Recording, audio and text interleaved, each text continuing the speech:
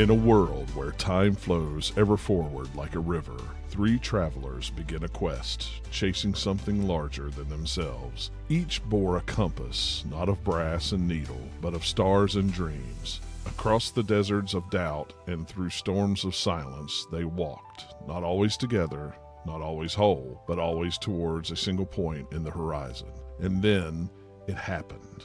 A moment when time itself seemed to pause, as if the universe were holding its breath. Welcome back to another episode of the Ink Table Podcast, a Lorcana podcast where a group of fellow Illumineers gather around the metaphorical ink table and share their table talk with you. So if you enjoy lore, art, a sense of community, comedic banter, or just all things Disney, then pull up a seat and join hosts Dylan Bailey and Preston McNair as they discuss their Gen Con experience. And what a Gen Con experience it was, to say the least. I don't know about you all. I'm tired. I'm still tired. How are we holding up? I think we're all still recovering. Yeah, I think we're all recovering. John, I know you've been on the road this week. Are you recovered? No, I'm not recovered. I am. It's been hard to drive and not fall asleep. Yeah, it's been tough. But welcome back, folks, to another episode of the Ink Table Podcast, episode 13. Pretty wellly named side quest, because we had a pretty big side quest last week. Really, the last week of July, first week of August. We are back and we have returned from Gen Con. We are going to be talking all about Gen Con inside this episode. So we actually got two episodes lined up. We're actually doing a little bit of a doubleheader here. So the episode that you are listening to right now is going up tomorrow, probably August 9th. We're recording on Friday here, and then next weekend we will have another Lorcana normal episode where we're going to be talking card reveals, Fabled, a lot of the things we learned about at Gen Con. But Gen Con was just so pivotal that we wanted to make sure that we had a dedicated space here. So we are going to be talking more Lorcana in the next episode, but for now, Gen Con. And for those of you that don't know, we were very fortunate to have received press passes to this year's Gen Con. So we're very fortunate for the opportunity. That press lounge came in clutch. Just being able to break away, grab some drinks, had some games in there too. John looking at whimsical little boobops and stuff like that in the stories. But yeah, we're going to be talking a lot about our overall experience in this episode. Now, that being said, we have published a lot of content on all of our social platforms and YouTube as well. So on YouTube, we just published our third piece of content. We had a before and after second anniversary panel video. John and I did a collector's quest dedicated video, and Dylan put a phenomenal highlight reel together. I say highlight reel, but kind of a big vlog, kind of compiling never before seen content, but also content from the stories and whatnot into that video. So we invite you to go check that out on the YouTube channel, and really all the platforms has some form of content. And I'm going to ask Dylan here, what was the favorite piece of content that you shot or participated in throughout the entire weekend? Oh gosh. Oh man. It probably wasn't even content that we made personally. I think we'll get to it a little bit later in this, but being surrounded by other content creators, where we all live, we're in such a rural area and space that we don't really have the privilege to physically be in the room with other content creators. So Gen Con was an awesome experience to be able to do that and just be a part of other people's content. Yeah, and I mean, we were a part of a lot of folks' content too. That was a lot of fun too, seeing how their creative minds worked and how everything pieced together. It's been really cool to see that content throughout the week. Yeah, But Liam's eye to eye video, if anybody hasn't seen it, bringing everybody, just every Illumineer that they possibly could, to sting eye to eye, like line by line, and then the big finish. It was absolutely fantastic and very fitting for Fabled with all the different reveals from a Goofy movie. oh yeah, it's been fun to see all that content. I want to give a special kudos as well to John, because John next thing we knew, John had bought a DJI camera, and then he's filming and making all sorts of content. So big kudos to John for filming that weekend. I love the collector's quest video that we did as well. So that was a very fun thing to do. So John just kind of walking around the convention with his little gimbal. I love it. But sadly, the price on that thing went up a lot. So I'm not going to be acquiring one of those recently. So, but anyway, so thanks folks for following along on the stories. I know I kind of headed up the stories quite a bit. So that was kind of the thing I wanted to make sure that there was a slow drip. And we also did a private section thread, I think they call it, on Discord. So we were posting pictures, we were chatting about it. That has now been archived. It is in the ink table vault. So maybe we'll revisit it one day. But for those that don't know, or maybe know Lorcana but don't know greater conventions, Dylan, what is Gen Con for our listeners and our viewers? Why is Gen Con so significant, and why was it so important for us to be there? So Gen Con has been a con since 1968. I know well, prior to this, or prior to us going, I don't even know if you knew about it. Heard of it, but just vaguely. Right. But it's been going on since 1968. Maybe not every year. They may have had some off years or whatever. But it was actually founded by Gary Gygax. Any idea who that is? Name does not ring a bell now. So for all my nerds out there, Gary Gygax is the co-founder for Dungeons and Dragons. Oh, okay. So again, I'm not in that realm, so I couldn't tell you. But okay. Right. So leading into that, Gen Con itself isn't just about TCGs, but it is the largest tabletop convention in the in all of North America. And it wasn't originally in Indianapolis, but it is now. And every year it just seems to be getting bigger and bigger and bigger. And it went from just that tabletop RPGs to TCGs as well, and all kinds of board games. And I think we participated in quite a few different things from all of those different realms. And altogether, I think there were 72,000 people there this year, or roundabout. Yep, that's Granted, they confirmed. weren't all there for Lorcana, but I mean, just to be in that hustle and bustle, being part of 72,000 people that come together, not only for this con, but it's became like a big inspirational thing where the entire city of Indianapolis comes together for this.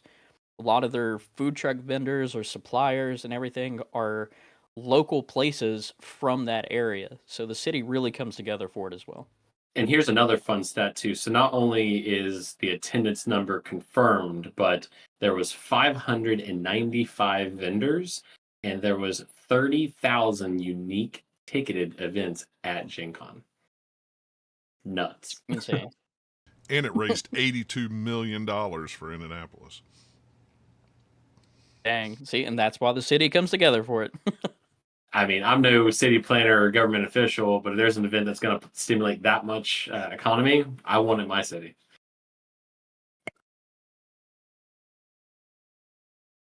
So, who is Gen Con for? Because I think that's the big question for our audience. Because I said all this stuff about Gary Gygax, tabletop RPGs, board games, and stuff, but we are primarily Lorcana focused. So I think coming into it, Gen Con was more. I like the idea of it because I'm into all of that stuff. I play Dungeons and Dragons once a week. I got a crew that I get together and do that stuff with. My family loves board games, but we also love Lorcana. It was fantastic for me. You, on the other hand, coming into it, you really like the idea of just being there for Lorcana. So, Yeah. as someone who was there for Lorcana, I think you're better at answering this question. But we actually had someone in our Discord server who was following along with our journey and stuff while we were there and seeing all the behind the scenes stuff. I believe it was Mike, Disney Dad. Canada Mike. Yeah. He asked because I mean, him not being able to actually get to participate in a DLC where he's in Toronto and stuff. again, you got to go to Atlanta, so you've seen the best of both worlds now. So his big question that he asked is, which do you think someone should prioritize right now? Going into like next year, because Gen Con's obviously over now, but what would you prioritize? Would it be Gen Con or would it be a DLC? I Okay. have my opinions, but you going to both, I want to hear what you have to say. Yeah, I'm curious to hear Dylan's piece too, because again, we got back Sunday night, and it's like we were straight back to work, everything else. So we really haven't debriefed ourselves in a way. So we're going to be talking a lot here, but uh, I'll mention this in our last portion, but as somebody who was primarily there for Lorcana, like, yeah, I play board games, but I've never played other TCGs. Like, I'm not into Dungeons and Dragons and stuff like that. As somebody who was primarily there for Lorcana, I was cautiously optimistic that I was afraid I was going to be bored, but that was not the case. That being said, it depends on your group if Gen Con is right for you. We'll answer the question, are we going back next year, kind of to route things out, but it depends on your group. I think Dylan actually, part of that response said, if you want to be part of that Disney bubble, 100% Lorcana with some artists and side events and just being in the main thing, then a DLC will be a great experience. I don't think you could go wrong either way. Gen Con, on the other hand, the presence that we're getting ready to talk about with Ravensburger and Lorcana, the presence that they had at Gen Con is no different than what they have at other conventions like PAX and other conventions as well. So if your crew, the people that you're going with, or even yourself, if you like Lorcana, but you want to check out, if you have other interests, more heavier into board games and tabletop role-playing games, Gen Con could probably be good as well because it will allow you to pivot. I know a great example of that is Dylan. Dylan did things leading up to our first chapter sealed, but then it's like it was a pivot. And I even pivoted as well. I had a little bit more of a heavier Lorcana schedule than the rest of the crew, but it's going to determine, it's going to depend on your interests, you and your crew's interests, but also pricing. Gen Con is a much longer event than a DLC. Gen Con could easily be, what is it, Wednesday travel day, Thursday, Friday, Saturday, Sunday. That's 5 full days if you do a travel day before the full convention, 6 if you do the Monday afterwards. So cost is a big thing as well, but also accessibility too. DLCs, obviously, we're seeing how that's going. We're going to talk about that in our next episode. But Gen Con is a little bit more obtainable. Now, the big thing is registering for events and stuff like that, because that's a whole other beast in Gen Con. But it's going to depend on your crew. As somebody who was there primarily for Lorcana, I see the benefit of both. The experience that you have at Gen Con is going to be similar, but not exact to what you would have at a DLC and vice versa. At DLC, Ravensburger has complete control. So it depends on your crew and who you're with. If you have a family that maybe has an interest in other board games and stuff, and you're afraid of just pounding Lorcana the entire time, then you might want to be able to pivot at a convention like Gen Con. And I know that Dylan did other things too. What's your take on that? So again, going back to the pricing standpoint, we were fortunate enough to receive press passes, but I did have to buy Gen Con pass for my daughter. Mm-hmm. So a 4-day Gen Con pass, because again, I don't have the exact pricing for individual days, but I know you can just get a weekend pass or individual days as well. But Gen Con typically lasts 4 days, and there were Lorcana events all 4 days. And the tickets were $150 starting out for a 4-day pass. DLCs for an individual person, I believe, is starting around 50. Depends. The attendee, I'll have to look at my Eventbrite, but I'm pretty sure my Milwaukee ticket was $75. Okay, that's playing, right? That's playing in the main event, yes. As a competitor. So then there's going to be a different price for just an attendee. Okay, then you got to go to the actual events side of things. So again, there were Lorcana events all 4 days of Gen Con. Mm-hmm. And we'll talk about those later on too, about all the different cons that they had. But my thing is, how many events does a DLC typically offer, side event wise? If we're not talking just the main show where everybody's like actually playing. So it's been a while, and plus, I don't know what they're playing this year, but there is at Right. least 2 to 3 side events going on at the same time. If you had somebody attend a DLC, I would say comfortably, excluding Pack Rush, like if you did Sealed or Starter Deck, you could probably do 2 to 3 events per day, roughly, approximating. That's if you can get tickets for them. If. Because not only do you have to worry about pricing, but then you have to actually worry about the availability of tickets. For me, I feel like it's easier, that accessibility to get tickets for Gen Con in comparison to the tickets for DLCs that are immediately going to sell out. Yeah. So if that's the case, then yes, you prioritize DLCs. That way you prioritize those tickets, but if you don't get the DLC tickets, you can still fall back on that crutch that is Gen Con because those tickets are easier to receive. Yeah. Then the events themselves, I feel like there were plenty of events, even like the day of, that still had tickets available for us to participate in. Yep. And we're getting Whereas, ready. Sorry. whereas a DLC, I feel like those event tickets or the side event tickets immediately sell out too. Yeah. It's I don't have it in front of me, but I think there was roughly 80 events, I believe, for Lorcana. The only ones at Gen Con, and we're getting ready to talk about them, but the only events that I remember seeing sell out immediately was anything first chapter, one core constructed, and a bonus sealed on Sunday. So, Other than that, I registered 5 minutes before core constructed and had no issues. So it was the accessibility was a lot better at Gen Con. Well, let me jump in here talking about accessibility. When last year, I went last year. It sold out at 70,000, so they opened up more tickets this year. Not a lot, but this compared to last year, Lorcana didn't have the presence last year that it had this year, which is different. Now they've set a bar, so hopefully next year it will be just as big. The big thing last year was they had the side events. They had no panel or anything like that, and they didn't have as much. It was really just starter deck, the quest, the Ursula's quest, and core constructed, and that was it. And they sold out like that last year. This year, it was just, first chapter stuff sold out and nothing else sold out. So for you to, my thing is be optimistic that this is the way it's going to be next year, because it may not be this way next year for Lorcana. The first year it was because they launched Lorcana at Gen Con, so everybody lost their minds and was there. But next year, they may not have a panel. They may not.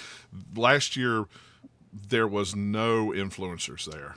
There was no people from Ravensburger there, other than the people working the booth for the sales and whoever was running the games, and that wasn't Ravensburger. That was whoever it was at that time. Was it Pastimes that was doing it, or is that who does it now? I think it was PPG last year. PPG, okay, Pastimes yeah. is on it now. I don't know. I get everybody Pastimes confused. was there this year too. Yeah.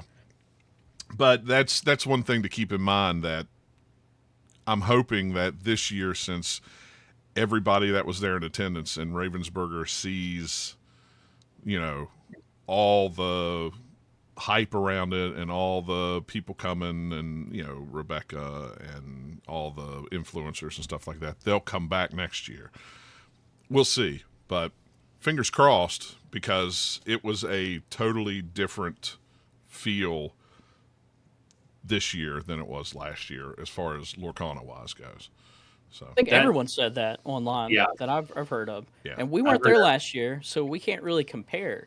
Yeah. But I mean, you're right. They have set a bar now, and this is a big thing. And I hate to spin off of this and go too long, But this is a big thing that I've been discussing with a lot of people within the community right now. Going back to even Mike yesterday, I was having this conversation with him that we love Lorcana. When you love something, it is so easy to become emotionally attached to everything that happens, both good and bad. Whether Yeah. it's the DLCs and stuff like that we get upset about, or stuff like this that we get excited and hopeful about, the only thing that we can do is hope.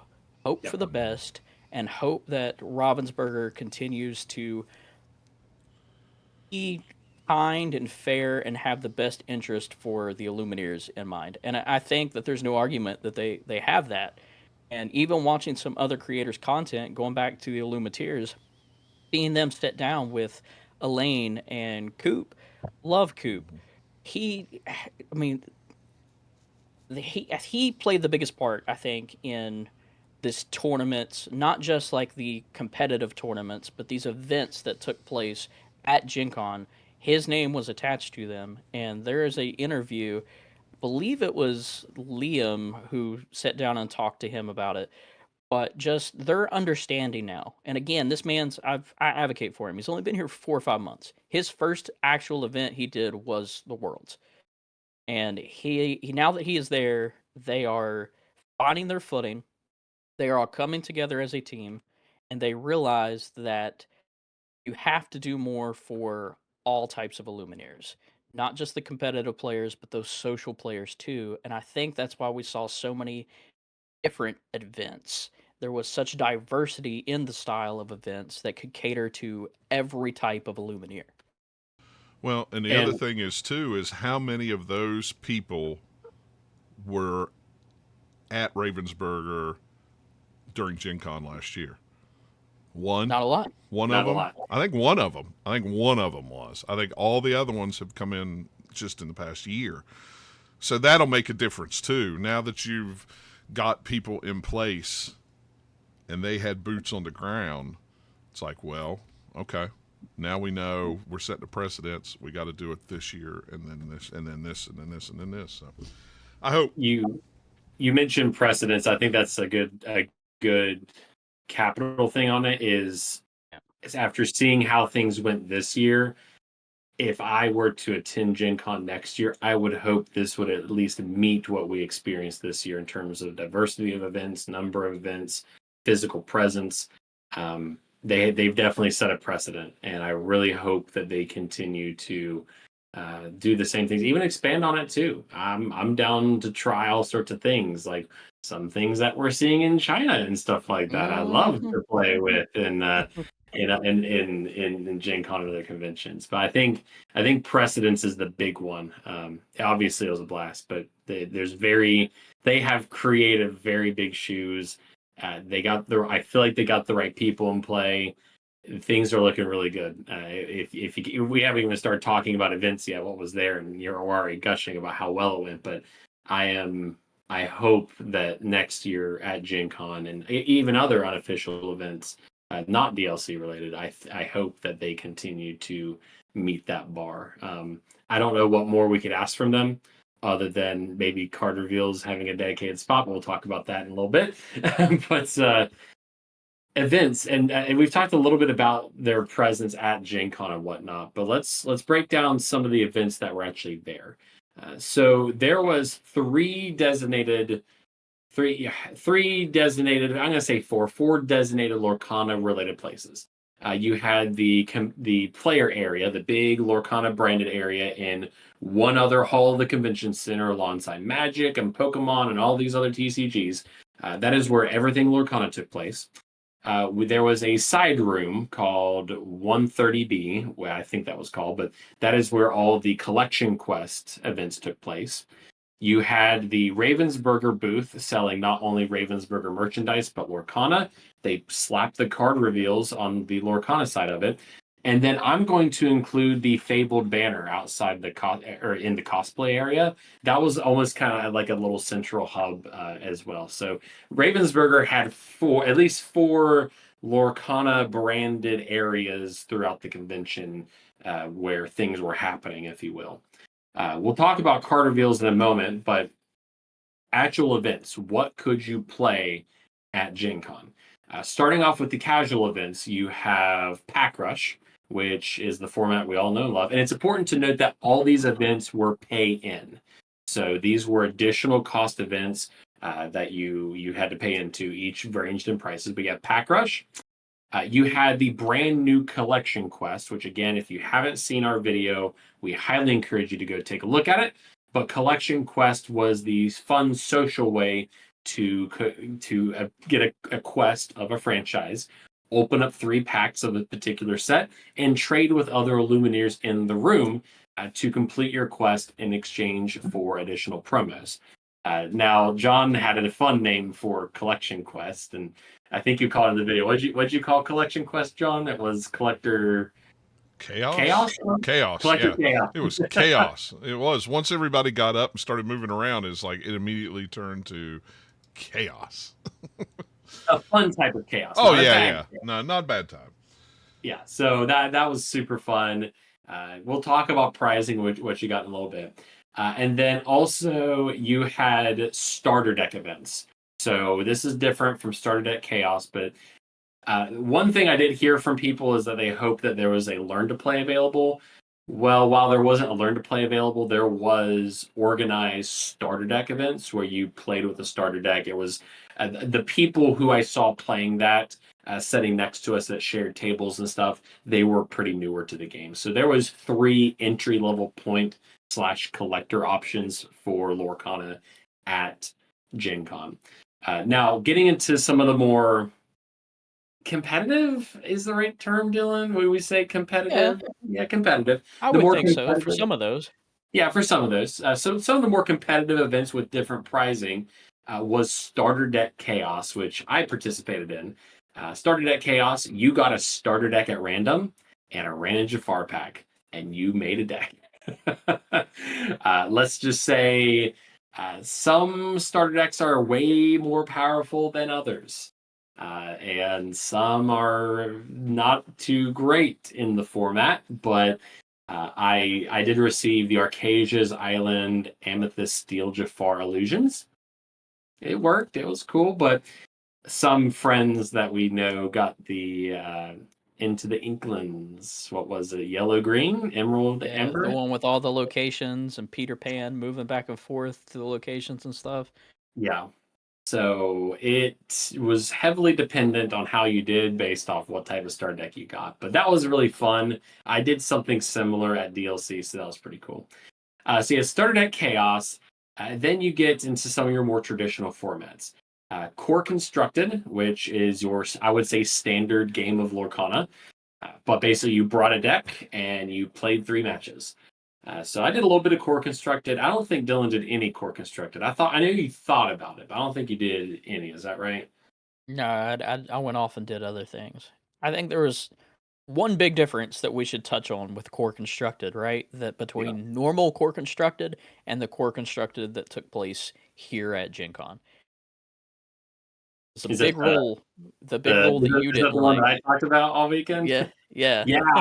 Okay, so that was pretty big. So before we talk about the other formats, the big thing and something that I learned there is the end of round procedures, I think is what we officially call it. But normally in Lorcana, what happens is if Dylan and I are playing and we are in game 3, for example, or whatever round, whenever time is called for the 50 or 55-minute round, turn 0 begins. The active player is turn 0. You continue to pass it back and forth until you hit turn 5. Turn 5 gets completed, and then if neither player has reached 20 lore, then the game ends in a draw. That did not happen here at Gen Con. So we'll talk about pricing in a little bit, but basically, in order for somebody to have an undefeated record for the playmat, there could be no draws. You needed to have a 2-0 or 3-0 record, depending on the event. So the same end of round procedures happened, but whoever had the higher lore count, if they weren't at 20, whoever had the higher lore count got the win. And let's just say that changes how you play the game. I encountered it more than anyone, but Dylan, did you encounter any of those end of round procedures at Gen Con? I don't think so. Maybe my last round. I mean, we'll eventually talk about that too. But the game wasn't close enough, I don't think, lore-wise, for that to make a difference. But I am completely aware of what you're saying because it did change and it impacted the game and how you play it a lot. Because if you get to the end and you're in that 5-turn procedure and now it's about who has the most lore, then maybe you start playing more aggressive than you typically would. That way you can get that 1 or 2 extra lore, rather, or it's the opposite and you start playing more defensive. It's like, okay, yeah, I could quest, but maybe I should just challenge and get rid of your characters. That way you can't quest more than what I already have. I'm happy with where I'm at. I have more lore than you. Now it's just defense. But Yeah. unfortunately, we did see a lot of slow play too because of it. There was we've seen some chatter online. We saw some posts on Facebook and Reddit. There was once that became known, I feel like I personally did not see anything, but we did hear of people claiming slow play because of that. I don't think the one game that I distinctly remember was a core constructed, and I was against Amber Steel Songs, and we went to game 3, and time was called at game 3, and I'm like, I'm playing Blurple. I can't outrace a Daisy Duck and a Smee on turns 1 and 3. Like I can't do anything around that. So I could see the situation where some people could time that to their advantage, but it makes sense for the pricing. I'll tell the story. That wasn't really, I did not know that was a thing. And whenever my very first event started that Chaos was happening, a judge came over and watched our end of round procedures, and then he asked the question, okay, who had the higher lore count? And my opponent had the higher lore count, so he got the win. And I was like, I'm not mad, but is that like what we're doing the entire convention? And the judge did clarify. I was like, I did vocalize. I said that would have been nice to know going into it. I don't know if that was, I missed it if it was in the thing. But one thing I did notice is that the rest of the days at the start of each event, they started announcing that. And I started making sure that my opponents knew that that was a thing. So I'm very happy that the judges did recognize that communication, like this is a thing type thing, and they were announcing that at the start of every event I noticed going forward. So so thank you to the judges and those judges. If you're a judge watching They did this, a fantastic job. you're fantastic. I hope you all are taking rest. I hope you all are having just the best hibernation of your lives, because the judges were phenomenal, and there's a lot of really great interactions with judges. So I want to kudos. I know there's a lot going on, but yeah, that did change the way that we both played all weekend, and then also kind of caught me by surprise in my first event, because I was like, and it makes sense. A game can't end in a draw in order for a prizing record to be met. So I understand why it was a thing. It just, I guess it would have been nice to know about that going into it. But that it is what it is. You know, They took care of it. They fixed it after day 1, after those first few events, without anybody knowing that. Because I think the only way that it was really shown was there was like a piece of paper hung up on one of the banners or on the side, and that was it. And if you didn't see that paper, then you didn't know about it. And coming from your local LGS or even some of these higher competitive events, you still see the draws there at the end. Yes. Yeah, and I actually just pulled up an event page right now to see if that was anywhere. That wasn't. I don't know if that's any sort of like official rules, but it makes sense why it happened. We don't want to overrate it on that, but do know that as we talk about these events, the game 3 end of round procedure dramatically changes than what you're used to at your local LGS. So there was core constructed.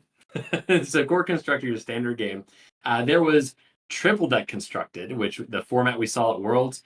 If you played triple deck constructed that weekend, kudos to you, because I could not. So like that is big brain. We talked about that. We actually have a video on that format, but you bring 3 decks your opponent benches 1, and then you have to win 2 games with your remaining 2 decks. So that was fun to see, and probably very fun for them to get data on that format too, because the only time we've had that as a sanctioned event was at Worlds. So so that was probably really great too. So triple deck constructed, and then you had your sealed formats. You had draft, and then you have sealed. And I know Dylan and I both did sealed. First chapter and Reign of Jafar was phenomenal. A lot of fun. First time, and probably the first time we will ever, first and last time we will do first chapter sealed. So that was a lot of fun. I didn't know they were having draft until literally right before when we were sitting here putting the prepping notes for it. together. I was like, "What? They had draft?" Because I personally, I really like draft because I think it's more methodical in the picking and choosing of what cards you're going to take and which ones you won't. Because maybe you're not necessarily going to take what is the rarest card or the best card in that pack because you're trying to build something. I think I would have preferred to play first chapter draft than sealed. But Yeah, it is what it is. speaking of sealed, we want to talk about sealed real quick and how that went. I was trying to see, look at our notes where we had it. Yeah, we'll talk about it. We'll flash up pictures of the pricing just a little bit, but sealed was fun. Let's talk first chapter sealed. How did that go? Absolutely terrible. Again, I would have rather have done draft. And I I had fantastic pulls, right? So you get your 6 packs, first chapter, you open them up, fantastic pulls. We had a hollow B prep.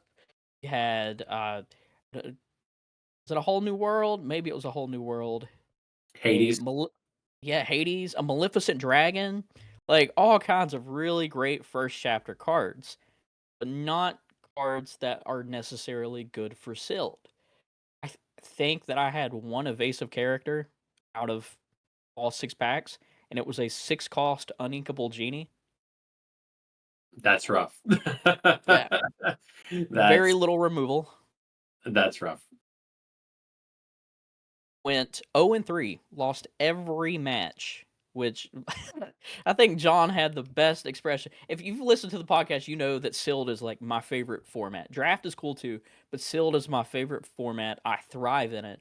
So I'm not angry.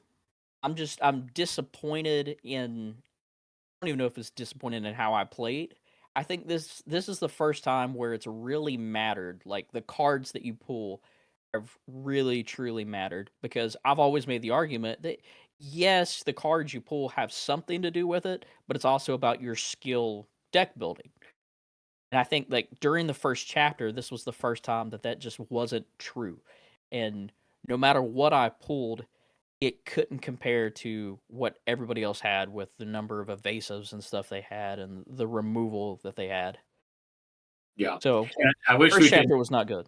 I wish we could have John's reaction because we had an Airbnb and John walks in. He's like, "Oh, 3." John, you can do it best. No, I can't because this is a family-friendly show. So we need like a censor. He was like, "Oh, I was 3." very shocked when I said, What "How'd you do, the Dylan?" heck? I went 0-3. What the? No, We're not used to that. there's really good players in the room too. I knew there was going to be a lot of good players. I mean, everyone plays Lorcana to some extent, right? So there's a lot of really great talent in that room, and really all weekend.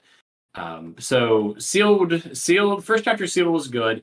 And apologies, I'm if you're watching the video show, I'm reorganizing our notes right now because I'm moving up some segments in the show to talk about Lorcana events and pricing since we're getting there. So Dylan's probably looking at me going, "Why are you rearranging our Google Doc mid-show?" I'm letting you do your thing. But hey, I'm trying to build the flow. But so Look, first outside chapter, of the good players, I think there were some good cards and good decks in the room. So how did first chapter go for you, Preston? first chapter was freaking awesome. I did not. So we'll talk about pricing, but I went 2-1, so I did not get the playmat. But as I was opening up the packs, the person sitting across from me was going, "What on earth?" I had Pongo. I had 2 Goofies with evasive. I had 2 Mad Hatters, that quest for 3. I had a Moana. I had 2 Captain Hooks, Challenger. I had 2 Dragonfires. I had a John Silver. I had a Tinkerbell, big Tinkerbell with 2 lower cost shift targets. I was like I don't get very it's not over until it's over, right? Like people are like, you got this, you got this. I'm like, we'll see what happens.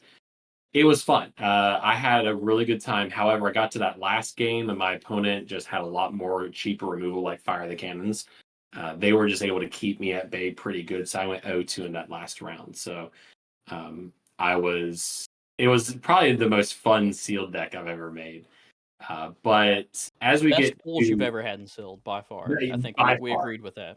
could not have asked for a better sealed deck.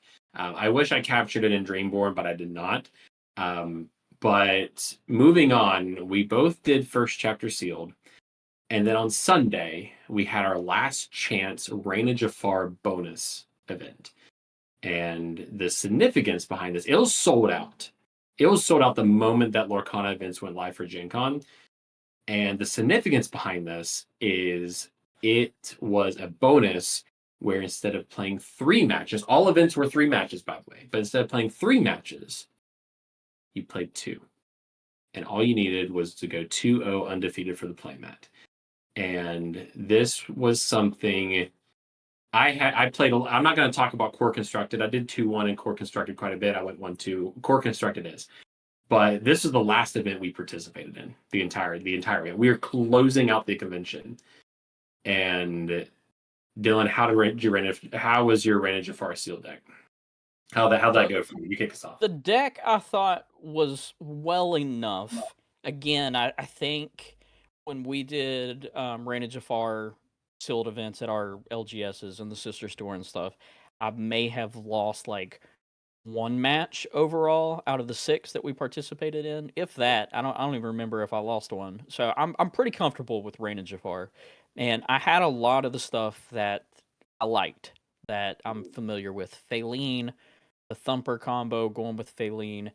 I know that with Reign of Jafar, a lot of your 1-cost characters hit for 0 or they hit for 1.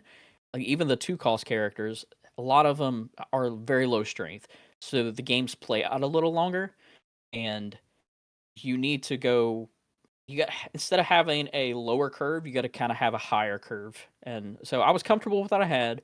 I think I easily won my first game 2-0. And then going into my second game, I got placed or paired up against God.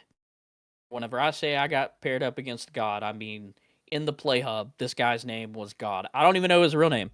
If you're watching out there, what's up? I don't even, you didn't even tell me your real name. I would love to have known that. But I walk up, I sit down, and I'm like, it's nice to meet you, God. A long time. And I sat down, and this guy has a foil whole new world playmat from Worlds. And I'm like, I know this guy didn't compete at Worlds. Like, who is this guy? He's got this Mickey Mouse jacket on. He's got these brand new limited edition Dragon Shield sleeves that came out at Gen Con. And I'm like, he's all blinged out and ready to go. And if hearing his story, I guess that the playmat was given to him or he borrowed it or got it from someone who went to Worlds and he was a +1 of somebody who came in like 2nd or 3rd at Australia. Would have loved to have got to know them just a little bit better. But playing was fun. They seem to have every counter in the world that they needed. We went 1-1, then it went to game 3, and then once it got to game 3, he just easily had it. He brought out that Amber Ruby Minnie Mouse, the bodyguard, who's like a 0-8, and it's like, yeah, I can swing into it, but if I do, I can't take her out. She's gaining all this extra strength. So I was trying to use Thumper onto one of my other characters in order to just take Minnie out in one swing. Then he top decked a hamster ball to give that Minnie resist +2 as well. And it was just donezo at that point. That's a brick wall. Like, how do you even pummel through that in this format? Because she's a 0-8 bodyguard. And with Resist 2, with Hamster Ball, she ain't going anywhere. Mm-mm. Then if you Um, start laywaying on her just little by little, she's building up all kinds of strength. Yep. It's like, do you build on her or do you just knock her out and try to knock her Right. out in one go? So, right answer. How'd Yeah. it go for you? So, Jafar sealed. I believe we talked about this on a podcast.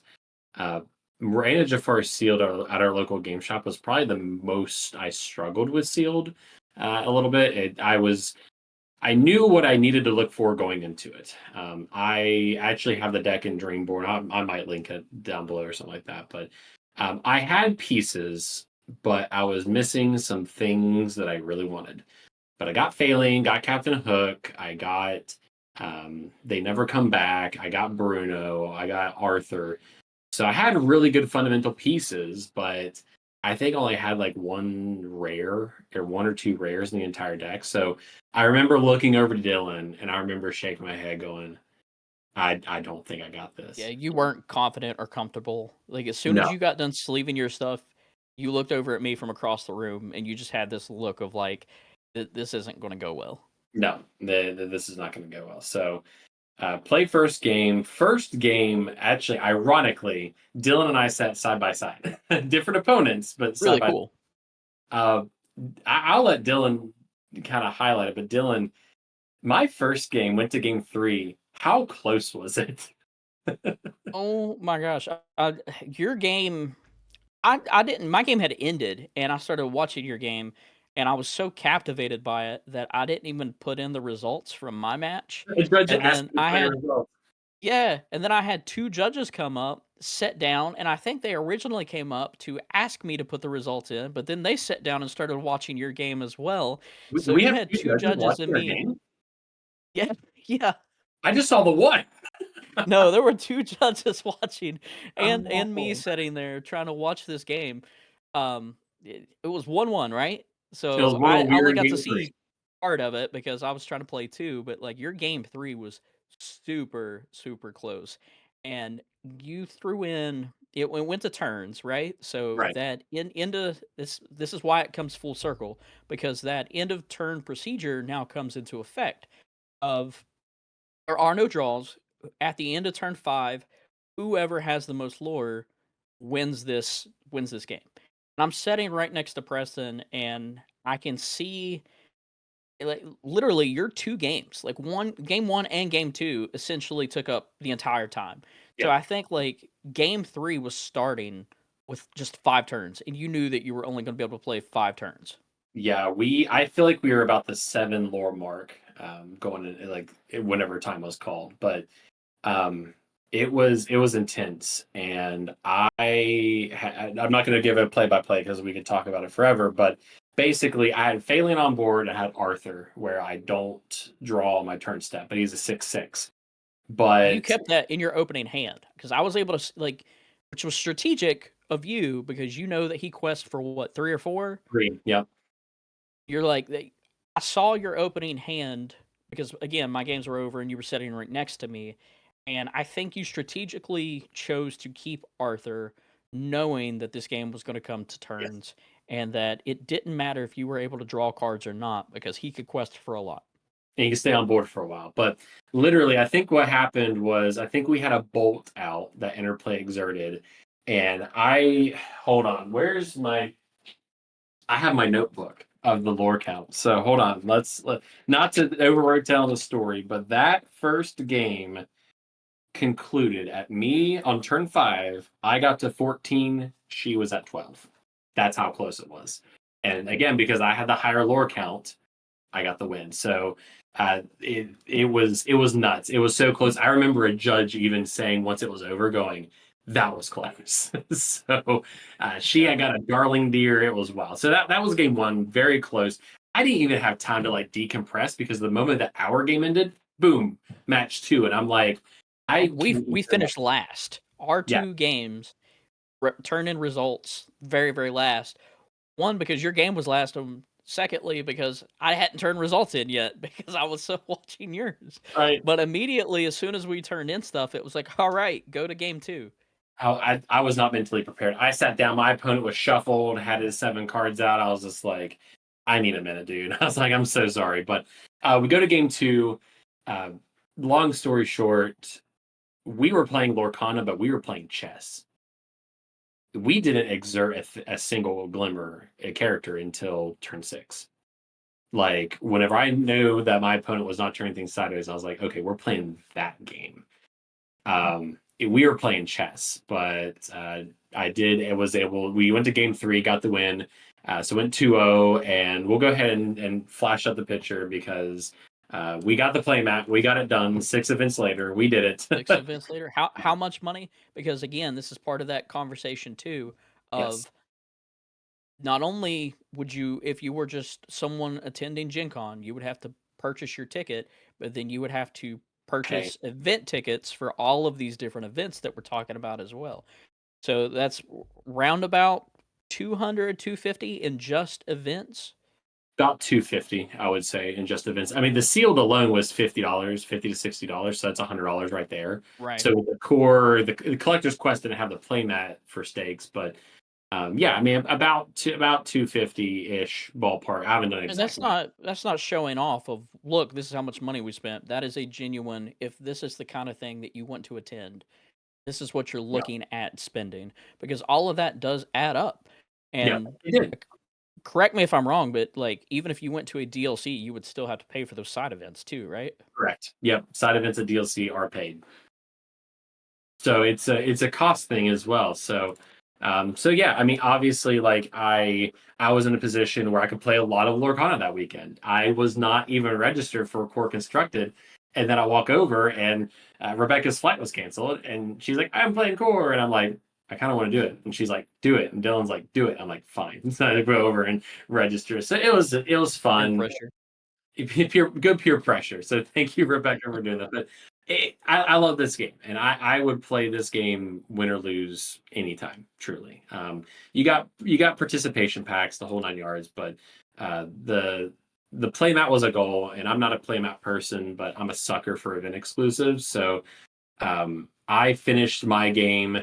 I'm mentally screaming, but I'm hiding like behind a banner, like watching Dylan's game because I didn't want to hover to make Dylan nervous. But I was just like watching, and Dylan's wife was there, and we're like SpongeBob peering out of the corner, like, "What's going on? What's going on?" And then like your body language kind of gave it up. That I was like, yeah, that probably didn't go great. But it was all in all, a lot of Lorcana to be played. It was a lot of fun. Very close games.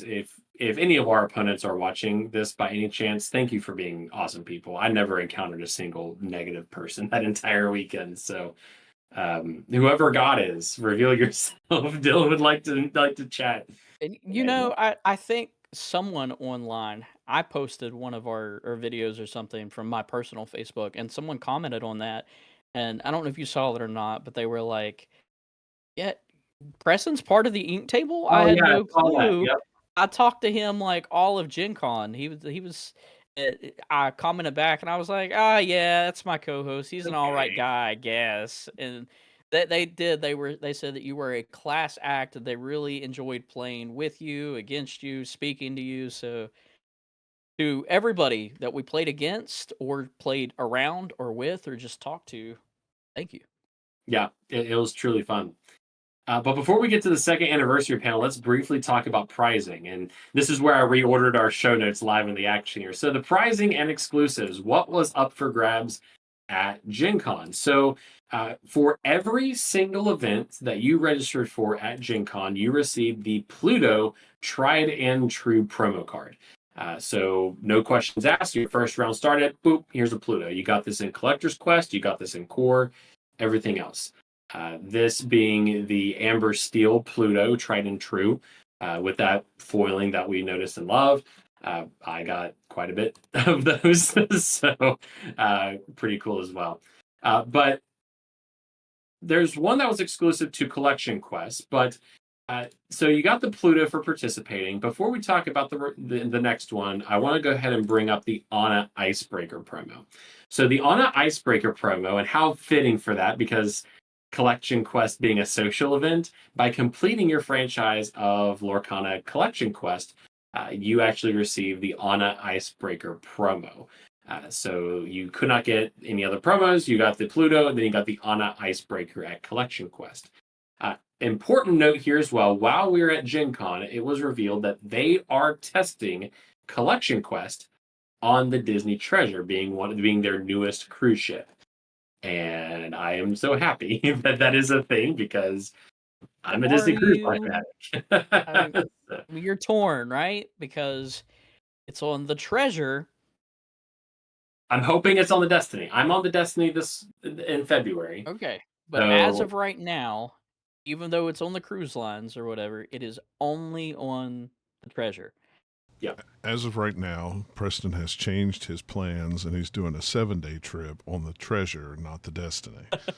Listen, if my wife heard that, she'd be like, let's do it, because she wants to get on the Treasure. But so that is pretty cool that this official Lorcana format is coming to the cruise ships. I was on the Wish last year, and there was an unofficial Lorcana meetup where we played. But they are doing Collection Quest on the cruise ships. They're actually doing exclusive promos by buying Lorcana in Mickey's main sale, which is a gift shop. They're giving everybody a promo on Pirate Night. If you attend a Lorcana meetup event on the cruise ship, then you would get a promo. I think Ryan Miller was on the cruise ship, I believe, that this was being tested. So. And this is not the first time he's been on the cruise ship. No. They have tested Lorcana previously. We'll say that. There have been Lorcana tests on the cruise ships to some degree. So that is a thing.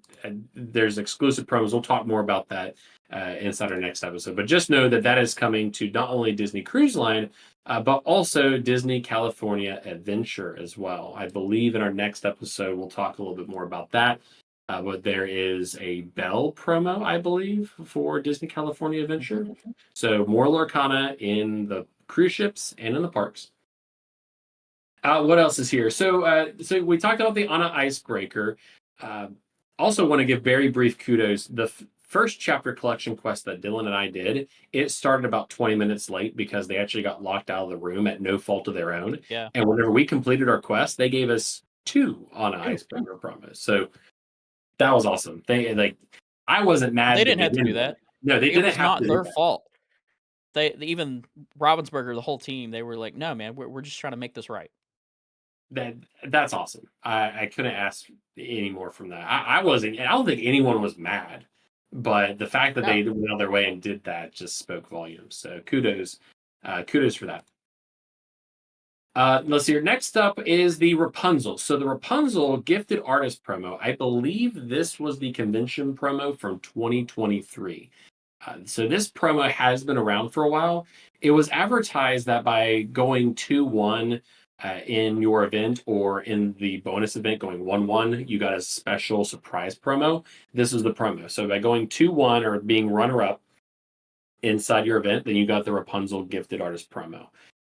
It did not rotate. There was some speculation that it would, but it didn't change the entire weekend. This is a fun little bonus too, in addition to the packs that you got for participating and winning your event as well. But this is only available in core constructed, sealed, starter deck chaos. It wasn't available for pack rush or collection quest. So consider this the competitive promo, if you will, from Gen Con. And then lastly, I think this is the last prize here, but lastly, if you had an undefeated record in any event competitive, so starter deck chaos, sealed, or constructed in some degree, you received the 2025 event exclusive playmat, which you're probably, again, seeing the photo on screen. But it's a playmat that you can only get at events like Gen Con. At PAX will also be the same thing. It's only available for the year. So previously in 2023, 2024, they've had a similar playmat with different characters. But in this case, we have Kakamora, the Queen, Wreck-It Ralph, we have Honey Lemon, Bruni, and Brother Bear Coda. I'm not going to lie, I haven't seen that movie in a hot minute. Kenai, yes, that's it, Kenai. So, and it says 2025 in the very bottom right-hand corner. So by going undefeated in a qualifying event, then you receive the playmat. So we walked out of there with a pretty good amount of promos all around, not only product, but promos as well. So was all around pretty happy with that. The playmat is in a tube, to say the least. The Steamboat Willie playmat got the boot. It's been evicted. But the big thing that took place was the second anniversary panel, but we do want to talk about 3 exclusives that Ravensburger had as well. So at the Ravensburger booth, completely separate from the play area, they actually had a few things on rotation. On Saturday, they were selling first chapter troves and some other playmat. I think it was Steamboat Willie. Dylan, what time did people started start lining queuing? up at what was it, 3 a.m. I believe people started queuing for that. I remember Dylan waking up at like 6 a.m. being like, I'm going to try for it. And then I remember looking at Facebook going, oh no. Yeah, But you John hadn't even called left it. your room yet, and you two, John and you, hadn't even left your rooms yet, and y'all sent that message. I think we all got up around the same time. That's what I woke up to, though, was those messages of people already queued up, and I was like, well, that's out of the picture. Well, what's interesting is I found out after the fact that they actually passed out cards. So if you were in line, they passed out cards so you would know where the cutoff was. So, like, if you showed up at 9 o'clock and said, "Hey, I'm here in line for it," well, the last guy's down there. So that was pretty nice that they did something like that. So, kind of like what they do at GameStop with the new consoles. You know, they give you a ticket and you're number 1 in line. So that beat standing on, because the lady at the Ravensburger booth told me that the last person to get a trove had gotten in line at like 7:45 that morning, I think. So I don't know how many they had to pass out, but Yeah. They definitely had product. Yeah. They have product. They definitely have product. So I believe on Sunday it was the first chapter gift set, which the line was very short at 8 a.m. that morning. We almost went for it, but I remember Dylan and I looking at what was in it, and they had the oversized Haiti and Malone cards, but I was like, it didn't have promo or anything, so we opted not to do that. So they have product on rotation. They did have a first chapter, or not first chapter, but a anniversary bundle for like $20. You got 1 pack of the first 4 sets. They had Japanese and Chinese first chapter there. Is that right? Yes, the booster boxes. Yep, of the booster boxes. Yep. So they had that product. They had plenty of product. But a couple exclusives. First up being the Ursula sleeves. And I remember looking at these things going, ooh, I like it. But the Ursula First sleeves. seen at PAX last year, and then I think this is the only other time we've seen them since then. Yep. So the second time that this product has been available, the way you got this product, it was available all 4 days, but the way you got it is you had to buy a Ursula's Return Illuminaires Trove. And guess who bought it? So I like one of the sleeves. So that the Trove actually came in handy because that's why I stored my bulk in once I got back to the house. So that was actually really cool. But yeah, the sleeves as well. It's your typical Lorcana sleeves. So I did buy double sleeves for these, and yeah. And then the last promo that was available was the Goofy Emerald Champion, a Whispers in the Well promo that was available at the beginning with any purchase from the Ravensburger booth. But Dylan, what happened? What was it, the next day or day after that? Yeah, I think it might have been the day after that, after they quickly realized that people can go buy a single pack of Lorcana and get this promo card and then hop back in line and get another single pack of Lorcana. So they changed it. They increased it to a $20 minimum purchase in order to receive this card. And I get it. Like, you don't want to run out. You want to make sure people get the product because not everyone attends all 4 days, right? So I get it. Go in. I bought the Trove, which got the promo, and then I bought the first chapter, the first 4 set bundle, and got another one. I was actually with Dylan, and we're like, probably gonna be our last one. So yeah. Would have loved to turn around and got these for everybody back home, but at a $20 minimum, it's kind of hard to do that. Very hard to do that. It's an expensive promo. Will it retain its value? Probably, but who knows with that. So, but those were the event exclusives available at Gen Con. But kind of the big thing, the main reason why I feel like we were there was that second anniversary panel. be in the room where it happened. And I know it was live streamed, and I hate it that part of that live stream, I went back and watched it earlier today. It was kind of messed up for everybody at home and for everybody that followed along in the Discord. Even though they couldn't see it, they were able to get like pictures and video and stuff of that we were taking while we were there while it was taking place. So if you haven't joined the Discord, go hop in the Discord because you get stuff like that. But attendance wise, it was originally capped out at like 200 people. I think they may have oversold it by a little bit, and it might have been like 220 or something like that, but it almost immediately sold out. I did not receive a ticket for this when these events first came up for like pre-order event tickets essentially. And we had to weasel and work and be patient and wait, and we got it done, and we were able to get tickets for all three of us and my wife and daughter to be a part of this event, and it was so great. And we have a dedicated video of us prior to us going into this second anniversary panel and our immediate post thoughts. So we highly recommend anybody, if you haven't seen that, go check it out. And in our next podcast episode that will be coming out in next week, this will be something that we break down piece by piece of the different things that were shown off during this event. And we'll give our thoughts, our feelings, and just our overall opinions and excitement about everything that was shown. But what is noteworthy is there was no exclusive pin given out this time around. Even though this was a second anniversary panel. You did not receive a pin like the golden Mickey pins last year or anything. That was just a second anniversary panel, which is really, really weird. I have personal feelings about it. It like kind of like Fabled overall as a set, going to which we haven't really talked about on the podcast about how there is no story in Fabled. This is a celebratory set from what the team at Ravensburger has said, which begs to question, because this is the first time, and it's such a big deal to me because this is the first time out of every set we've had so far in 8 to 9 sets, every one of them has had something to do with the story in some way, shape, or form. So for them to break that cycle and say that this is just a celebratory set, why are we celebrating? Like, why are we celebrating now when we didn't have a celebratory set for the first anniversary? And are we going to have one every year going forward? Is there going to be an anniversary panel every year? Is there going to be a celebratory set every year?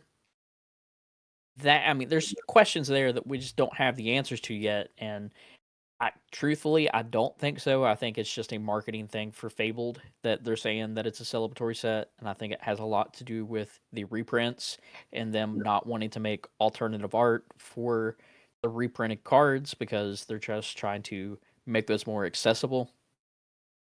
But again, that's side notes. We have a dedicated podcast specifically for this second anniversary panel coming up. But just real quick, what do you think was your favorite part or your overall feeling about this panel? So we didn't know what was going to happen in the panel. We just knew it was a second anniversary panel. The people in attendance, it was hosted by Liam and Aaron over at the Illumineers, but it had Shane, it had Naomi, it had Greg, and it had Lane. Yes. So a lot more on the product side of the house, and Steve Cooper too. I can't forget him. I didn't know what to expect. I expected announcements. We got a lot of Fabled. We got teasers of really way far beyond Whispers in the Well and beyond. I think it was a good panel all in all. I think it was insightful. Do I wish it was? I don't know. I don't know how to describe it. Like I'm happy with it. I don't have any necessary like complaints around it.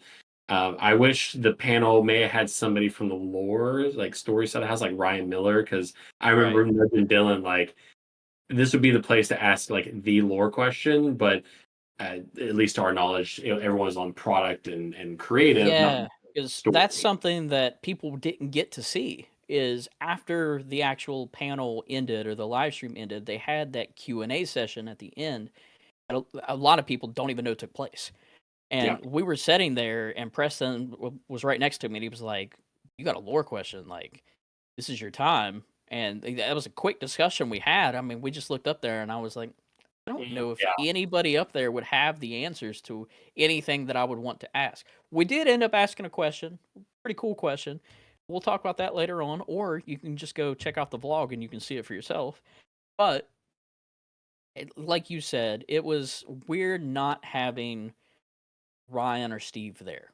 They were in video format Pre-recorded. Yeah. a couple of times, but like with their agenda and everything that they got going on, I think he said in the Lorecast that it was Ryan. He said that he will not be back around until Destination D23.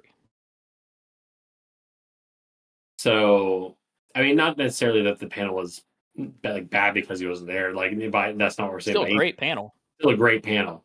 But would have been really nice to get somebody on the story side of the house to kind of entertain those questions too. But it was fun. It was insightful. It was 2 hours. It took our entire morning on day one of Gen Con. Like, there's this whole convention going on, and we're in a Lorcana panel, which is great. Like, I'd rather be no other place in the world. But yeah, all in all, like, it was good. We'll talk more about that inside our next episode, because there's a lot of cheers. There's a lot of great questions asked at the Q&A panel. But I think a lot of this, there's one other thing that took place at Gen Con, which was the reprint card reveals. But before we get there, I think we have to talk about the community, because this was the first time that Dylan's attended a Lorcana event. I did DLC Atlanta, and the feelings that I had leaving Atlanta are the same feelings that I had leaving Gen Con, because the people truly made Gen Con special. Dylan, I know we have a list of people to thank, but what was your feeling leaving Gen Con after being just plunged right into this community that we all know and love? See, I come at it from two sides, and I think part of that, hearing what you say about DLCs and stuff, honestly, Preston, I don't think you're the same Illumineer that you were then. I mean, you're much more than that now. We weren't doing the Ink Table podcast whenever you went to DLC Atlanta. So when you went there, you were just looking at it as a player, a fan of this game, a fan of Disney. But even up until then, we weren't doing this. So yes, the community was great. And I can get extremely emotional over this. Just an emotional dude. The community was great. It felt magical. You felt that Disney magic, even if everything wasn't strictly Lorcana. There was tons of other stuff going on. I mean, this giant event was 72,000 people, tons of different games besides Lorcana was there. Yet the community, the people, it was freaking awesome. And then hanging out with you guys was just really, really cool too. Being able to just hang out and see everything that we've done, we've worked on, we've built come to fruition and feel at home. I think the biggest thing for me is we're such a small channel, and we've only been doing this for like 8 months. And sometimes being here in such a rural area, going back to that, secluded, not really being around other content creators. We're around each other once a week, but even then, it's like you guys travel for work. We're not always together. So that Discord that we have, where we're able to actually sit there and talk to people all across the world, that's the only interaction that I really have with the outside world of Lorcana players, especially whenever it comes to other content creators. Like both mics, Cardboard Kingdom Mike, Lorcana Dad Mike, right? I mean, people like that. Then, yeah, we have our socials and stuff. That's the only interactions that we really have, or we've been really ever been fortunate enough to have with these other creators like the Illumineers and Rebecca and stuff. Yeah, I mean, she's been on the podcast before, but we've never met her or seen her in person. So the acceptance and the embrace that the community and other content creators in general and the Ravensburgers team making us feel welcome and at home, it subsides that imposter syndrome that you have a little bit of, do I really belong here? Like, yeah, we weren't invited by Ravensburger to be there. We came of our own volition or whatever. We got press passes on our own. We paid for all of our event tickets. We did all of that on our own. But still, it it felt natural. It felt like we belonged there. Yep. It was seamless. It was even folks that we've followed on Instagram and stuff like that, on Facebook for a while.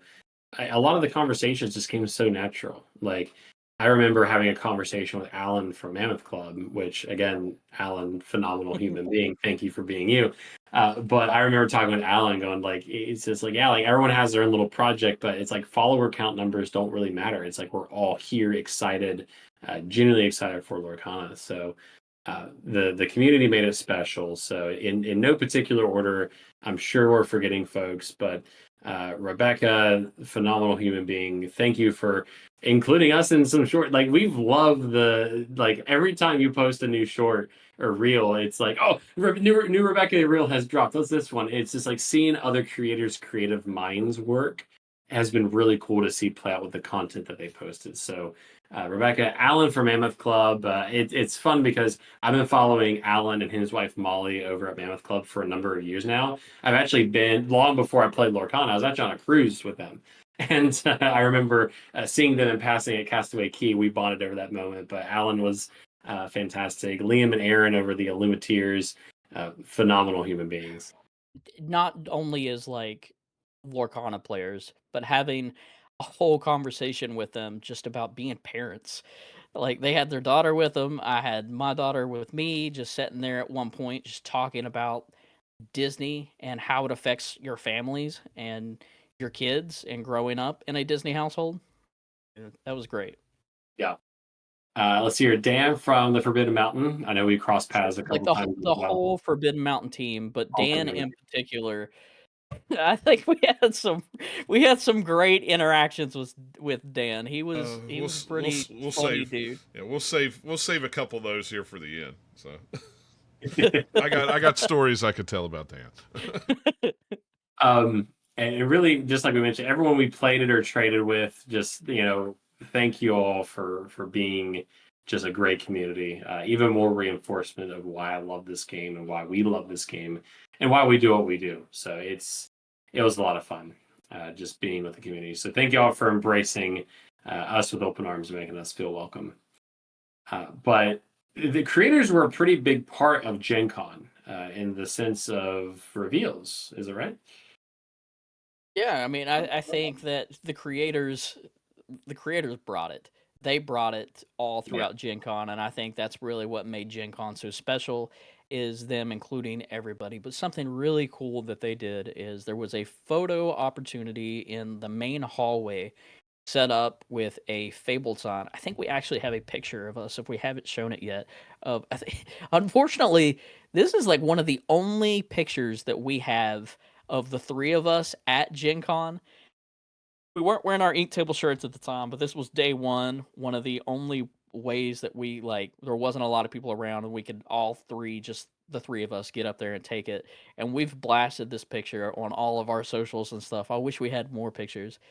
But this, I think it's a good photo to show that location of that standee of the fabled Mickey and Minnie, that box art cover there. And this was used the entire 4 days. And I know Greg laughed about it yesterday in the Lorecast. I don't know if you caught that or anything, talking about how that was constantly used. Not only was it the centerpiece for Lorcana, but it was the centerpiece for all of Gen Con. There were multiple cosplay events that kept happening in front of it while Ravensburger was trying to do these card reveals with the creators. But I think there were 6 reveals overall, one for each ink color. They happened over the 4 days, so there might have been like one the first day, one the last day, and then two on the middle days. And some prevalent players of the game, like the Illumineers, Rebecca, JDZ. Oh my goodness, I can't even. I see Enchanted Hunter in there. The Aladdin's Castle. Enchanted Kim get one. Enchanted Kim, Aladdin's Castle. Now, granted, we didn't get to go to all of the reveals because we had very busy schedules spread out in different events. But we tried to check these events out. I think they happened at 12 o'clock and 3 o'clock each. 12 and 3 for the different ones that took place. And these were all reprinted cards that will appear in Fabled. Some of them, which again, we'll talk about this later in next week's episode when we talk about all the cards in Fabled and stuff. Some of them we are seeing for the first time are getting rarity changes. So a lot are going from like super rares to rares or legendaries to super rares. Some are staying the same. But I know we got to be there when Rebecca revealed Cusco and when the Illumineers revealed that Aurora was coming back. Yeah, Liam's jump, his little excitement. That vert though. We captured it was on the live. It was so they went live on their own Instagrams, but I captured a video, and it's just in the vlog. Like, it's in the vlog, yeah, and it's just Liam just being like Tigger, just blink, just jumping up whenever Aurora was announced. So that was a fun moment. Pure excitement. But then not only did the creators go live, so they were streaming on their own devices on Instagram or whatever their social was, showing off these cards. There in person, everybody in attendance got to see the reveal as it happened. And then after each reveal, Ravensburger, the team, and the creators were kind enough to just bring everybody that was standing there on. And I think it was literally everybody. It didn't matter if you were a creator or who you were, as long as you were there, you were an Illumineer, whatever. They said, come on, everybody, let's come get a group photo. So to be part of history again there and to be part of these group photos, and I think that plays a role into feeling that warm and welcome embrace of the community and feeling welcomed and at home. And we may have one photo in here. I think it's of actually the Illumineers, so it is of Aaron and Liam. And we had just had that discussion or conversation with them the night before. And then they turn around and they reveal this the next day. So they were quick to pull everybody and bring everybody over for it. But you can just see so many people from the community in this photo just together. It was fun. It was fun to be there in the room when it happened, and the first reprints in the card's history. Just being there, a fun way to do card reveals. I think the only thing is I would really like for the logistics around this to be different. I don't think it's anyone's fault. I think it's just they want to do these card reveals in front of this banner that was in the cosplay area, and that cosplay area got busy. So trying to move that crowd down. It was a bad place to put it because right in front of the main hall, and literally every day of the week of the show they have cosplayers, and Saturday was the worst because that's when you have the big line of cosplayers. Parade and the parade and everything, and it's like they're trying to do card reveals while there's 25 people in the contest, while 25 people are standing there in cosplay taking pictures and stuff like that. It's like if they would have just moved it left or right, it would have probably been better. But I get why they wanted it there because it was the main hall. So what's that? So we saw some cool Disney cosplay though. We saw like Jafar and a couple other people. Fairy Godmother in this photo. Yeah, and Beast. I don't even think I don't know if she played Lorcana. I think she was just there as cosplay. Just a cosplayer. What ironic timing is that? It's so cool. But no, the reprints was really fun. Just that I feel is what kept us busy a lot, because it's like we had our own things we were doing, but then it's like, hey, like at 12 and 3, let's it's like everyone to be there. Yeah. Everyone that was there for Lorcana, it was like a meeting time. It's like, okay, let's see what the next card is. So that was pretty cool to kind of have as like a meeting point, kind of like, oh, like let's get all Lorcana people together and see the next card reveal type thing. So that was pretty cool. But Kind of, I know this episode is kind of going to be one of the shorter ones we've done because, again, we have another episode that we're going to talk all about Lorcana, but there's a lot more to do at Gen Con than just Lorcana, right? So what else did we get into? Yeah, I think we can do a quick synopsis of all these or whatever, but I think you did Pokemon, right? Yeah, so I did two. I did a Pokemon Learn to Play, which was actually surprisingly fun. I really enjoy how they structured that Learn to Play. So I actually left like I was like, this is fun. I'm not gonna pick up Pokemon, but I have the demo decks. I got the dice. Like I'd like to play like a proper game, like just to see what's up, just to have in the retainer. But also, Disney Villainous Unstoppable Learn to Play was a lot of fun. I know Villainous has a cult following. Like people love their Villainous. I've never played it, but Disney Villainous Unstoppable was actually a bite-sized, like quicker version, I guess more kid-friendly version of Disney Villainous. And I got a copy of the game, and I actually ended up winning with Hades, ironically. Job, you want a kids game? that was the first thing I won the entire weekend, so I was pretty happy about that. But it was really fun. I'm really looking forward to playing that with my wife and friends and family. So that was a good change of pace. I will say this though, whenever I came to non-Lorcana events, for me as a first-time Gen Con attendee, I think I talked about this with John and Dylan, discovery of other companies and other board games and other events was a little hard. The website is probably the best way they can organize thousands of events, but I didn't realize that there were some things there that I would have liked to try until I walked the show floor, like Riftbound, League of Legends trading card game. I have no desire to pick it up. I would have loved to do a learn to play. So discovery of as somebody who doesn't follow board game producers and stuff like that as what a lot of other people do, I will say that's where I struggled with Gen Con a little bit, was just discovering what else to do was there. But those are my two learn to plays. And correct me if I'm wrong, but Pokemon is the first TCG that you've ever touched outside of Lorcana. Yes. Yep. So, I mean, that was a big deal too, because you get to see a little bit of a difference there between how Lorcana is played and how other TCGs would be played. Mm-hmm. Yeah, there's a components of other TCGs that I like, but again, Lorcana is Lorcana. So yep. So just to quickly touch base on some of the other things that me and John got into, I think the first was this really, really, really cool board game that I knew I was gonna like based upon the IP alone. But it is called Yanari the Witch's Market. I don't think we have photos or anything up.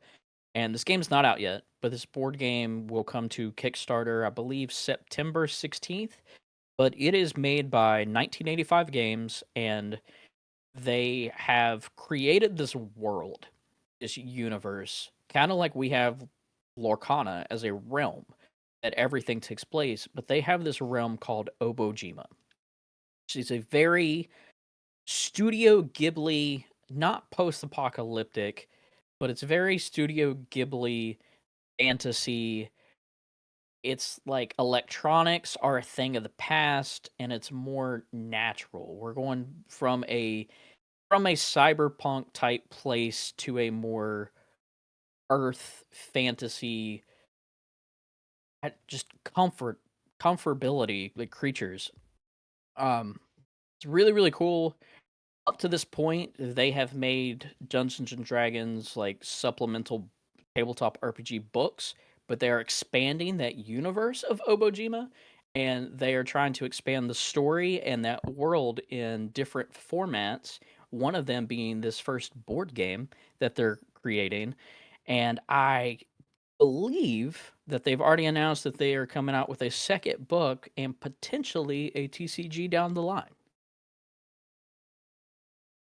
So that was pretty cool. I think John really liked it too. And that might have been like one of the first board games he's touched in a while. It was one of the first board games I touched in quite a while. It was fun. It was really cool. I liked it. I'll probably back it when Kickstarter comes up. Then the second one is something that's been out for a little bit, I think, but to me, I thought it was newer. But it is a TCG, kind of a TCG. It is called Sorcery Contested Realm, and this is probably my outside of the Yanari, the Witches Market. This is my highlight game of the things that I participated in that weren't Lorcana. This to me was not a TCG. This was auto chess. I don't know if you've ever played auto chess before, but this was a chess deck builder. It had TCG elements with deck building, but instead of played on a normal playmat, it was played on a 20 square grid. And there was a lot of mechanics. Were you playing Battleship? Very similar. I mean, it was weird. So it was a 20 square grid. You had your lands, kind of like you would have in Magic the Gathering, that also act as your mana or your ink per se. And you can place one of those per turn, but you can only place them in connecting spaces. So once you place that first one, on the next turn, your next one has to connect to it. So then all of your creatures and stuff can only walk on those locations that have lands on them, unless you have something with crazy keywords like Void Walker, because any space that isn't a land is considered the void. John had these creatures that had this Void Walker keyword, where at the start of your turn you would roll a d20, and depending on the number that popped up, your creature would automatically teleport or go to that square. So it was TCG, a lot of keywords, a lot of Magic the Gathering, more than Lorcana, but it also extremely felt like you were playing chess at the same time. A lot of strategery. Yes, it was really, really fun. They said that it's not something that you would necessarily play competitive wise. I know when we go to our LGS, we play Lorcana. We're there for like 3 games. There's no way you can do 3 games with this. We did one game in 2 hours. Yeah. And that was just learning. 2 hours. Yeah. Yes. But great, you were learning. We were learning as we right, went, but that's still. average. We asked if that was like the average time, and they were like, yeah, sometimes it can go a lot longer than that. Yeah, I don't want to play Matt in it. That's all I kept saying. I don't want to play Matt in this game. Shout out to Matt. But then outside of those, one cool thing that John decided before we had even went that he definitely wanted to check out was the Gundam trading card game. I have my feelings about it, but you're more of the Gundam fan, and we have a pretty cool story tied into that. yeah, we do. Let's see, what time was it? What did you think about it? I like the game. It's not as, I don't know. I like the game. I like the art. Am I going to play it? Nah, probably not. I'll collect some of the cards. Probably what I've bought is all I'll buy until the next set comes out, which is 5 or 6 packs and 2 starter decks. I mean, I'll play it every once in a while, but I would like to play it more often. It looked like it could be a really cool strategic game because, like, you have your Gundam, and then you have pilots, and you can pair your pilots with certain Gundams, and if their names match up, like if that is a pilot for that Gundam, they become linked, so they get boosts and more, armor or more attack or both or some kind of special thing or something. But it's you're attacking Gundams, but you're also attacking the base with shields and stuff. So it's different. If you're into that, then it's great. Yeah, but if you don't know the IP, it's, to me, as someone who doesn't, I'm not as familiar with the IP, it was harder to pair the pilots with the Gundams themselves. Yeah, because there's a lot of text on those cards and a lot of small text, and you got to really look at that and go, what does that little word say? Oh, okay, that's Earth Defense Force 7. Okay, this one's Earth Defense. Okay, we're good. I mean, you can link any pilot with anything. It gave me great appreciation for Lorcana cards. Yeah. And how easy they are to read. Yeah. But we weren't the only Illumineers that were excited to check out Gundam. No, we weren't. So we sat down. I think that was our second thing of the day, I think, because that was like 1 o'clock or something like that. It was on Friday. Yeah. So I don't know. Our minds were fried after sorcery, I guess. I sat down, and we were originally, it was going to be me and Dylan, but since we had not played it, they had a table over with people who hadn't played it, and then they had tables for people who were, but were still doing the learn to play because that was the only way to play. So we went over and we sat across from two guys that we were next to each other, and I sat down and I wasn't paying attention. I was reading rules. I was doing this, doing that, and so we get done, and the guy across from me goes, "Hi, I'm Dan. How are you?" I'm going, "Oh, hey, I'm John. Nice to meet you," and stuff like that. I just shook his hand, and I noticed he had his little stamp on. I go, "Oh, Dylan, look, he's got a Lorcana stamp on his hand." I didn't look at his shirt. And Dylan goes, "Yeah, did you see what shirt he had on?" And I went, "Oh, Forbidden Mountain hoodie." Yeah, I had his Forbidden Mountain hoodie on. So context there was an invite-only collection quest for only select content creators, and they had a stamp on their hands. So that's where the stamp comes in. Yeah, that's where the stamp came into play at. But yeah, I just looked at Dylan and I went, "You want to trade people?" He was like, "It's not Lorcana. It's no big deal." I was like, "I know. I'm just kidding." So yeah, we sat and talked with him for, well, pretty much the whole match, and then or after the learn to play was over, we stood and talked with him for a good 5 or 10 minutes, and he's really cool. I didn't realize that they were from Philadelphia, so we'll probably bump into them at PAX East or PAX Unplugged this year. Yeah, hopefully. So, hopefully we'll go. But yeah, it was funny. One funny moment of that, it was like just watching, because seeing John and Dan play this, and like John said, you can stack the pilots and the Gundams together. So whenever they did that, Dan immediately was like, "Oh, this is like shifting." Yeah. Except he was trying to put the pilot on top, and I went, no, the pilot goes under the bottom, and he moved in and went, "Oh yeah, that looks a whole lot better with it underneath." But he's like, "Shit." Or there was one card that I had, it did damage, it did 2 damage. He goes, "It's like Fire the Cannons." I went, "Well, why didn't they just call it that?" Oh wait, that's right, because it's not not him. We just kept turning around and comparing everything back to Lorcana. Yeah, and what's funny cool. is, and I'll say this, and if anybody from Ravensburger is listening, I'm real sorry the collector's quest didn't work out the way that you thought it was going to with me. But we did our collector's quest on Saturday, and I turned around. This is the one we have a video up about. Yeah, we have a video up about it. Yep. So I had the was it the Belle and the Beast? Beauty and the Beast, thanks. And so I get up and I'm going around trying to find. Well, the first thing is me and Preston are sharing cards with each other. You can't leave this part out. No, I can't leave this part out. And he goes, and Dan's behind us, and I didn't realize it at first. And Dan goes, "Does anybody have a beast?" And Preston immediately goes, "Yeah, I do." And I look up and I'm like, "I'm right here in front of you, and I need the beast as well." But that's fine. Go ahead, give it away. It's fine. No worries at all. It's okay. So anyway, that happened to be the last card that Dan needed to finish up his set. Well, he went and turned it in. I turned around and was like, "What cards do you got, Dan?" And he goes, "Well, what do you got?" I go, "Well, I got Beauty and the Beast." He literally gives me all 6 cards and goes, "Congratulations, you won." So I turned around and turned them in. It was like, but yeah, they wanted you to trade between rarities. That's why that's funny. They wanted to be an eye for an eye, rarity for rarity trade. Yeah, no, we just traded 6 cards. Then John's like, "Man, I'm really glad I ran into him." Yeah, I'm like, I told him to his face, I said, "Man, I'm really glad I met you this weekend." Funny.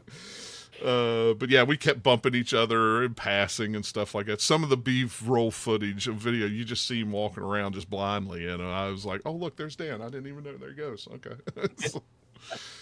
But yeah, it was fun. But anyway, go ahead, Dylan. I totally sidetracked your.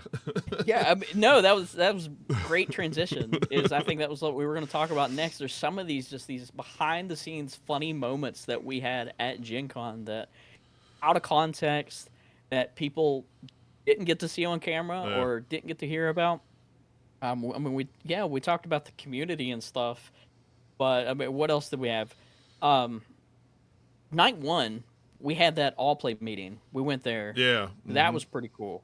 That was just a side note that we really didn't get to cover or anything, but there was actually a board game company called All Play that was doing a launch event for one of their new board games called Twinkle Twinkle, and we got the invite to go there. I think it was you and your wife, and then it was me and my daughter. I took her, and we got to attend it. I didn't know what to expect for it, and honestly, I was trying to get Preston to go to it too, and they were very, very, very adamant about, hey, we can only allow so many people in. But once we got there, I understood why, because it's not what I expected at all. Yeah. I thought that it was going to be like you go into a conference type room, they would have speaking, the creators would come up, they would show off the game, and that's not what it was at all. No, we I were mean, this right up was against the literally kitchen in the yeah, it was restaurant. one whole corner of a restaurant. I had no clue it was taking place in a restaurant at all. Yeah. They fed us, it was really good. Kind of dark, but I mean, we got free food, free drinks, and we got to just hang out and talk and meet everybody there. And we got our games signed and autographed, so that was really fun. Um, then the actual Gen Con part of it, yeah, we saw Dan and stuff, and just meeting Rebecca for the first time. Preston wasn't with us when me and you first ran into her or bumped Right. into her. So then it was immediately like, okay, we got to make sure that Preston sees her too. But that wasn't an issue because No. I swear it was like every time we turned around, part of it being that we always had this meetup spot at 12 and 3 Reveal. for these card reveals and stuff.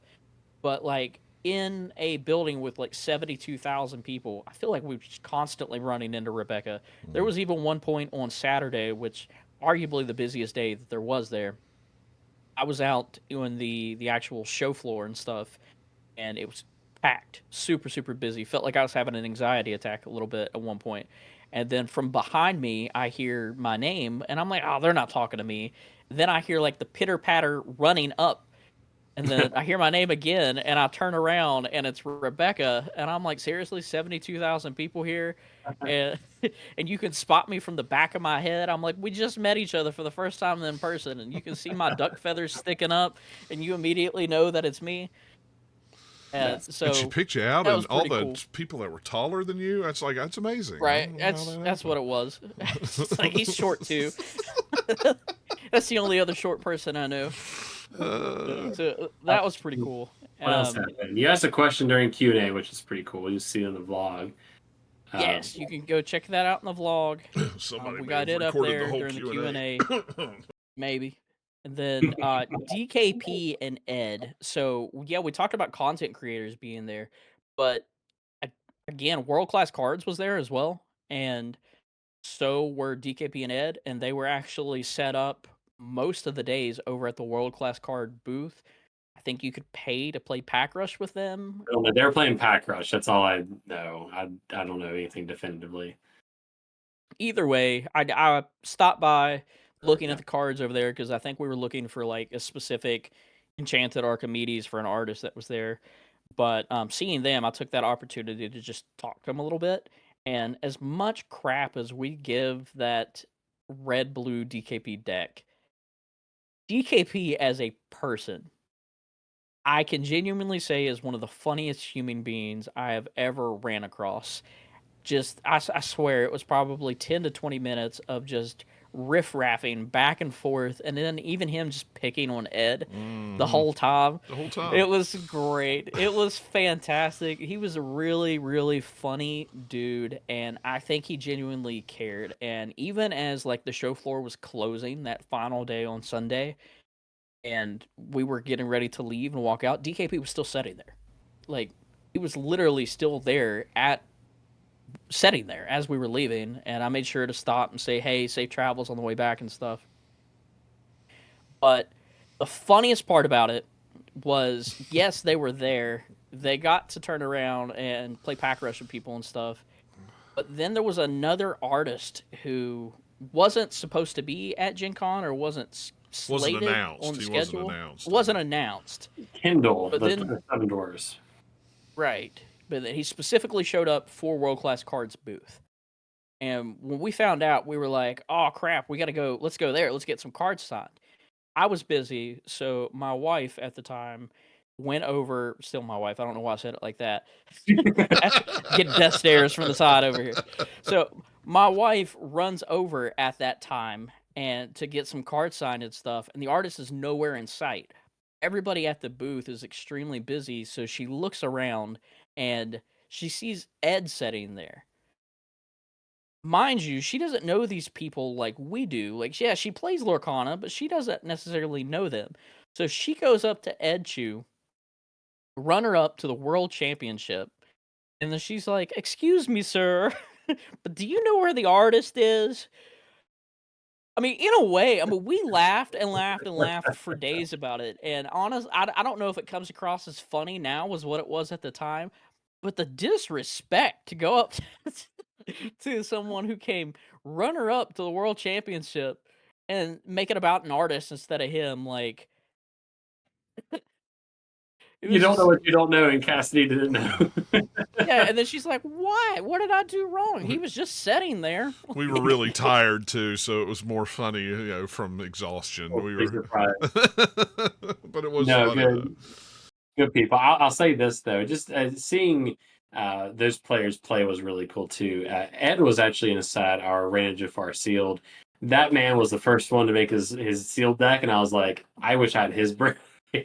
Like, I was like, he built that sealed deck in record time. I was like, I'm scared. It's like, oh gosh, that a lot of really cool, funny stories, funny memories. So many more that will never see the light of day on the pod and whatnot. But it was fun. It's those moments that kept Gen Con fun. So, we going back next year? John? Oh yeah, I am. I mean, this will be year 3. I don't know if you chumps are going, but I'm going to go. I'll say this. I was apprehensive of Gen Con at first, just because having such a heavy Lorcana focus. But all in all, I had a blast. I could see myself returning next year. I could see myself. Unfortunately, my wife couldn't get time off and whatnot, so it just didn't work out. But I think she would have a blast. There's something for everybody at Gen Con, so I would like to return. I don't know if it's going to be a yearly thing for me, but I'd like to come back.